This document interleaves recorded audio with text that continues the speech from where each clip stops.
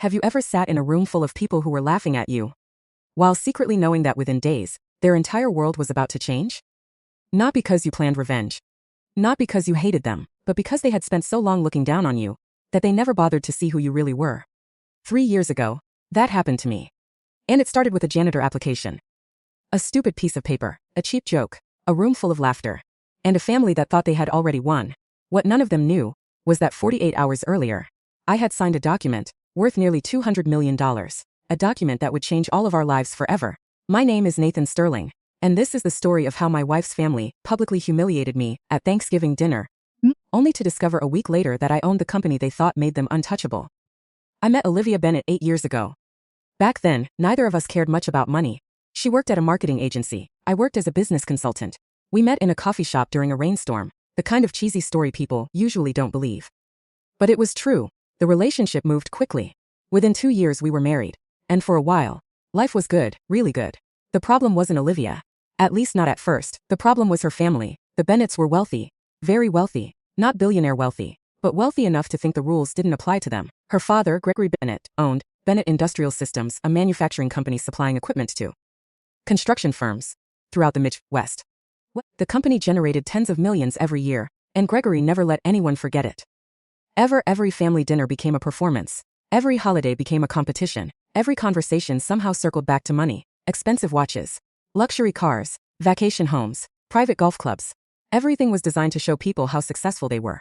And if someone wasn't successful, they became entertainment. Unfortunately, that person was usually me. To be fair, I understood why they underestimated me. I didn't drive a Ferrari. I didn't wear designer suits. I didn't post photographs from Monaco or Dubai. I drove a 5-year-old pickup truck, wore jeans, preferred quiet restaurants, and never talked about my investments. The truth was simple. I hated showing off. My father taught me something when I was young. He used to say, "Real wealth whispers. Insecurity screams." I never forgot that, unfortunately. The Bennetts loved screaming. Especially Olivia's younger brother, Tyler Bennett. Tyler was 30 years old, obsessed with social media, obsessed with status, with appearing successful. The kind of man who leased luxury cars he couldn't afford just to impress strangers online. For years he treated me like a joke. And for years I ignored him, because arguing with insecure people is exhausting. Then Thanksgiving happened. And everything changed. Gregory's mansion sat on 20 acres outside Chicago. The place looked more like a luxury resort than a home. 3 stories. Indoor theater, wine cellar, private tennis court, the works. That year nearly 50 guests attended Thanksgiving dinner. Business associates, family member, friends, investors. The dining rooms looked like something out of a magazine. Crystal glasses, rimmed decorations, a table long enough to seat a small army. The moment Olivia and I arrived, I sensed something, a strange energy. People kept looking at me, smiling, whispering. At first I ignored it. Then Tyler walked over holding a glass of expensive scotch. A grin stretched across his face, the kind people wear when they're up to do something stupid. "Nathan?" "Tyler." He laughed. "Glad you could make it. Wouldn't miss it." His grin widened. "Oh, trust me. You definitely don't want to miss tonight." That comment bothered me. But before I could respond, he walked away. An hour later everyone gathered around the dining table. Dinner started normally. Turkey, wine, conversation. Nothing unusual. Then Gregory stood, tapped his glass, and smiled. "I'd like to make a special announcement." The room quieted. People looked interested. Gregory glanced toward Tyler. Tyler immediately stood, holding a large white envelope. My stomach tightened. Something was coming. I could feel it. Tyler walked directly toward me. The entire room watching, the entire room smiling. Then he placed the envelope on the table, right in front of me. "What's this?" I asked. Tyler laughed. Several guests laughed with him. "Open it." Slowly. I opened the envelope. Inside was a job application. A janitor application, for Bennett Industrial Systems. The room exploded with laughter. Actual laughter. People nearly spilled drinks. A few guests clapped. Someone whistled. I looked down at the application, then back up at Tyler. He was loving every second of it. Gregory leaned back smiling. "We figured we'd help you out." More laughter. "You know," Tyler added, "in case consulting doesn't work out." The room roared again, and then something happened that hurt more than the joke itself. Olivia laughed too. Not loudly, not maliciously. But she laughed, and suddenly, the room felt very different. Because strangers mocking me didn't matter. My wife, joining them? That mattered a lot. For several seconds I stared at the application, then carefully folded it, placed it back inside the envelope, and set it beside my plate. No anger, no argument, no scene. The silence confused them. Tyler frowned, because bullies expect reactions. They feed on reactions, and I wasn't giving him one. Gregory finally spoke. "Nothing to say, Nathan?" I smiled politely. "Actually," I paused. "It's a very professional application. The room laughed again, thinking I was playing along. Good, let them think that, because while they were laughing, my phone vibrated quietly inside my pocket. A message from my attorney, just 4 words, final approval received. Congratulations. My pulse quickened, after 8 months of negotiations. 8 months of meetings. 8 months of confidential acquisitions. The deal was finally complete. I looked around the room, at Gregory, at Tyler, at the executives sitting beside them, at the people treating me like a failure. And suddenly, I couldn't stop smiling. Because none of them knew what had just happened. None of them knew that 48 hours earlier, my investment group had quietly secured enough shares to take control of a company far larger than Bennett Industrial Systems, a company that happened to own most of Bennett Industrial's debt, a company that now answered to me. I folded the application one final time, placed it carefully inside my jacket pocket, and raised my glass. Happy Thanksgiving. The laughter continued, the jokes continued, the humiliation continued. But inside, I knew something they didn't. By next Friday, nobody in this room would be laughing. The drive home was silent, not the comfortable kind of silence, the dangerous kind, the kind that settles between 2 people when something important has broken. Olivia stared out the passenger window, while city lights blurred across the glass. I kept my eyes on the road. Neither of us spoke for nearly 20 minutes. Then finally, she sighed. You took that way too seriously. I almost laughed. Not because it was funny. Because somehow she genuinely believed that. I glanced at her briefly. Did I? She crossed her arms. It was a joke, Nathan. A joke. I repeated the words slowly. 50 people laughing while your brother hands me a janitor application? It wasn't that bad. That answer told me everything, because she wasn't defending me. She was defending them, again. Just like she always did. For years I had ignored the comments, ignored the insults, ignored the constant reminders that I wasn't considered good enough. Not because I was weak, because I loved my wife, but sitting at that table watching her laugh with everyone else. Something had changed, something permanent, when we arrived home. I went directly to my office, locked at the door, and opened my laptop. Waiting in my inbox was the final acquisition report, the report that changed everything. For months my investment group had been quietly purchasing debt positions from multiple lenders. Most people focus on ownership. Smart investors focus on debt. Because debt controls ownership, and Bennett Industrial had a lot of debt. Far more than Gregory Bennett wanted anyone to know. The company looked healthy from the outside. Luxury headquarters. Expensive branding, strong reputation, but behind the scenes, things were deteriorating rapidly. Sales had dropped for 3 consecutive years. Several major clients had left. Operating costs were exploding. And worst of all, they had borrowed heavily to maintain appearances. Luxury offices. Executive bonuses. Corporate retreats. Everything was about image. The company wasn't dying because of competition. It was dying because leadership cared more about looking successful than being successful. And now, my investment group controlled most of the debt. I stared at the report, then at a photograph hanging beside my desk, a photograph of my father. He passed away 10 years earlier.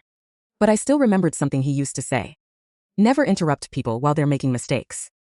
Gregory Bennett had been making mistakes for years, and nobody interrupted him, until now. Monday morning arrived, and chaos began. At 7:12 a.m., Gregory received an email, then another, then another. By 8 a.m. he had received 12.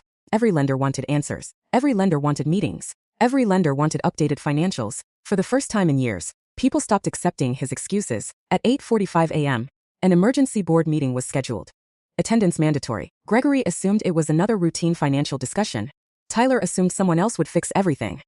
Both were wrong. By 10 a.m., the executive boardroom was full. Senior executives, board members, corporate attorneys, financial advisors. Everyone looked nervous. Then the lead attorney entered, holding several thick folders.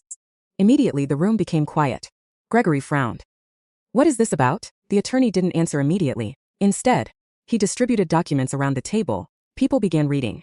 And within seconds, the room changed. Confusion, shock, fear. Gregory's face lost color. What is this?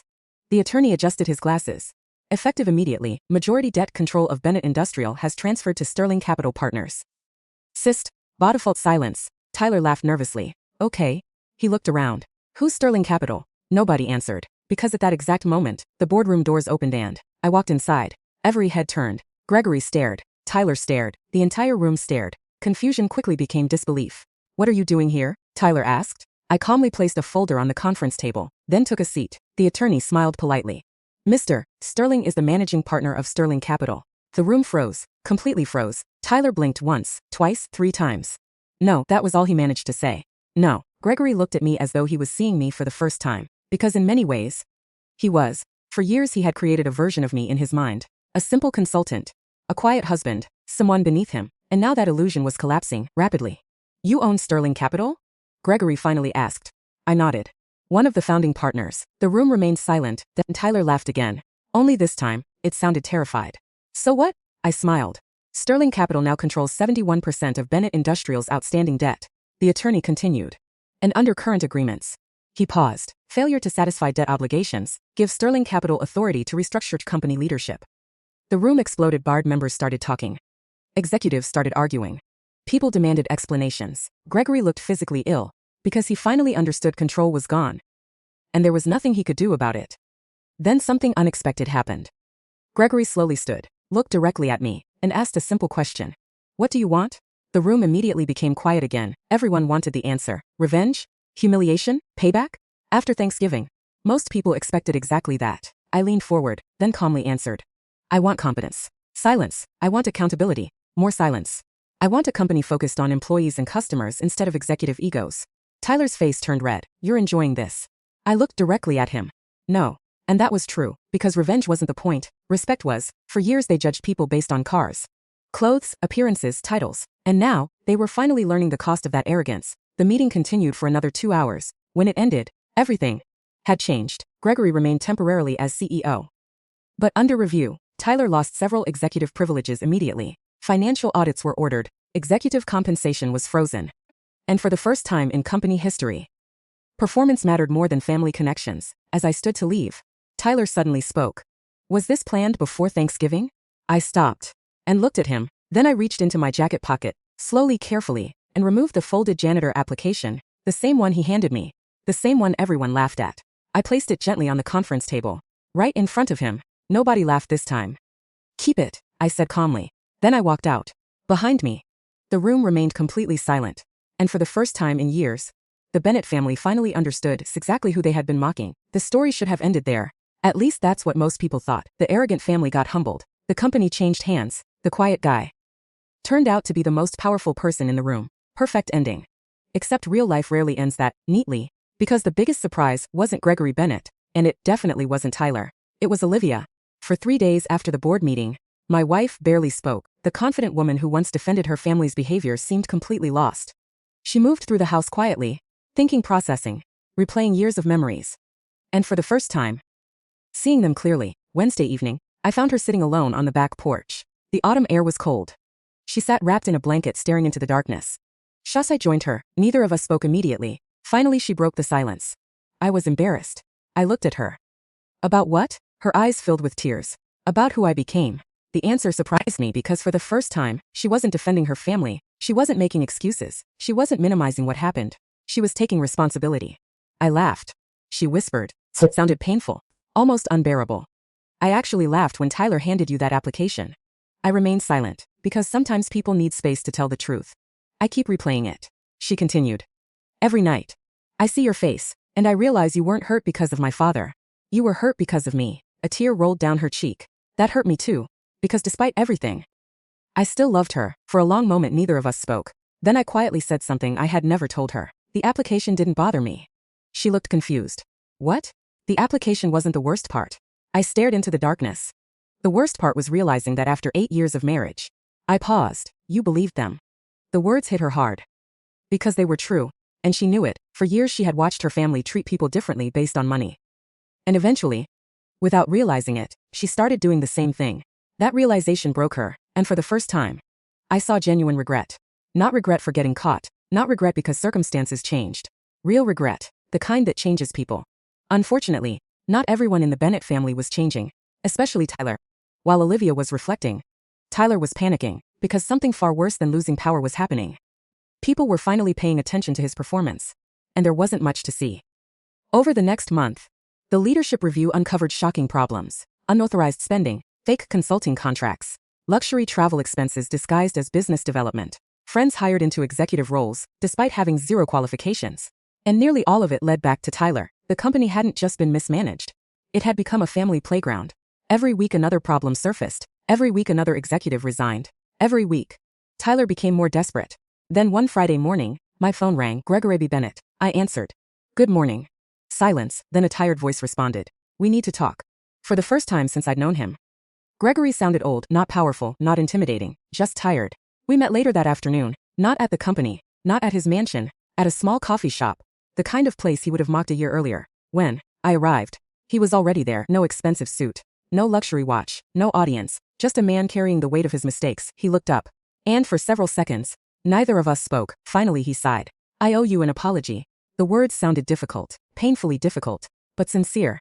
I sat down quietly. Gregory rubbed his face. I built this company from nothing. I spent 30 years working.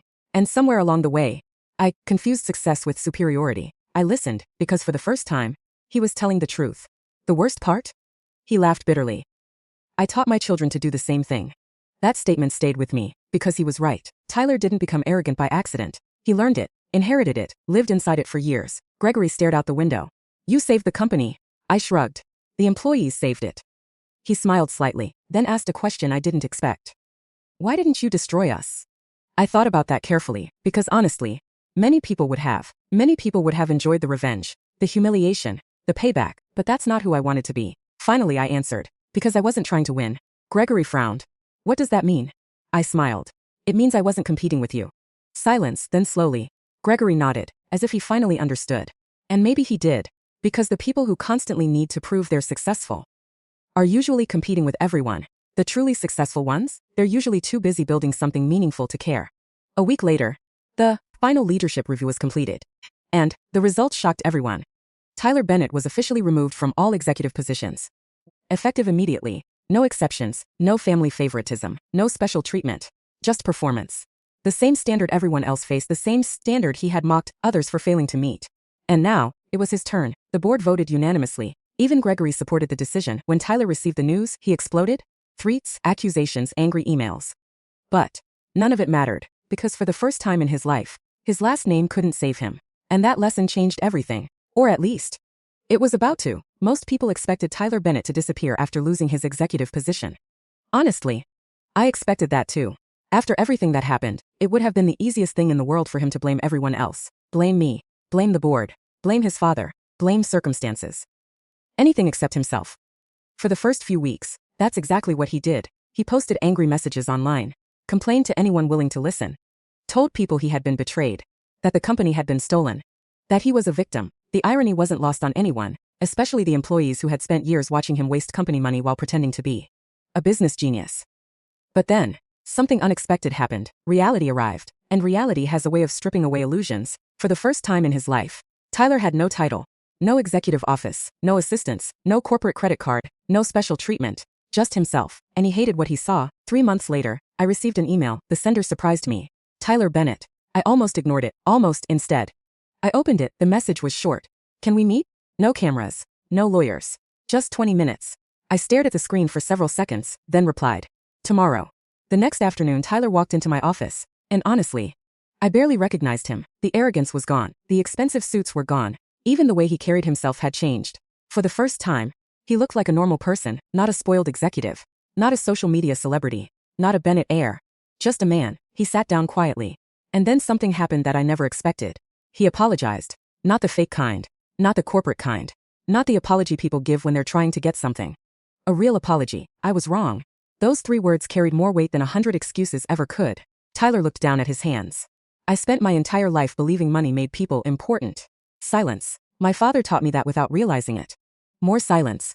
And then I spent years becoming the worst version of myself. I didn't interrupt. Because growth usually begins with honesty. And for the first time, Tyler was being honest. Before leaving, he handed me something. A folded piece of paper. I opened it. And laughed. Because it was a janitor application. The exact same kind he had given me at Thanksgiving. Except this time, his name was on it. Across the top he had written, never judge someone you don't understand. For the first time, we both laughed. And strangely enough, that was the beginning of his redemption. Not because he became rich again, because he became humble. Meanwhile, Bennett Industrial continued improving. Amle's satisfaction reached record highs. Revenue increased. New contracts arrived. And for the first time in years, the company focused on building something real instead of pretending to be successful.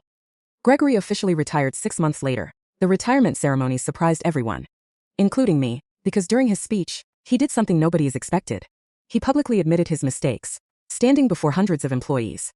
Gregory took a deep breath and said, the biggest failure of my career wasn't a bad investment. It wasn't a failed contract. It was confusing wealth with character. The room became silent. Gregory looked toward me, then continued. I judged a man by his truck. I judged him by his clothes.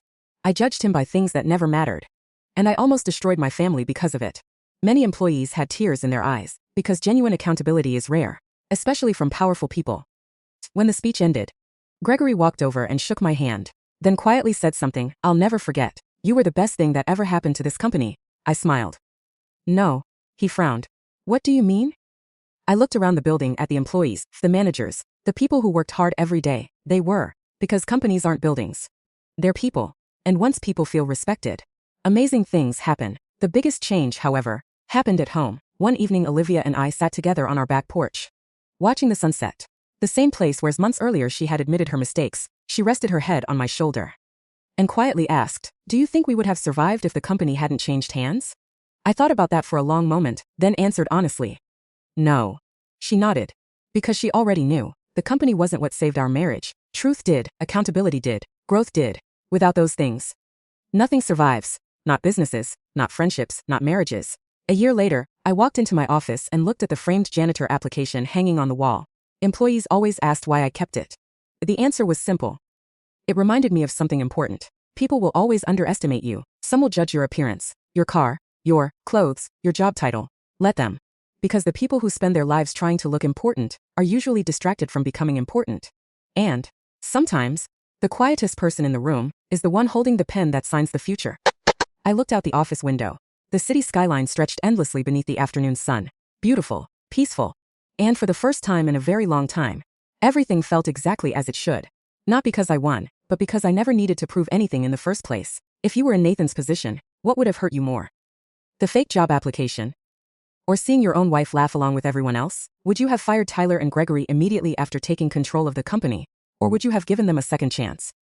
If you enjoyed this story, don't forget to like, subscribe, and turn on notifications for more emotional billionaire dramas, family betrayals, hidden power stories, and unforgettable karma endings. And tell me, which city and state are you watching from today?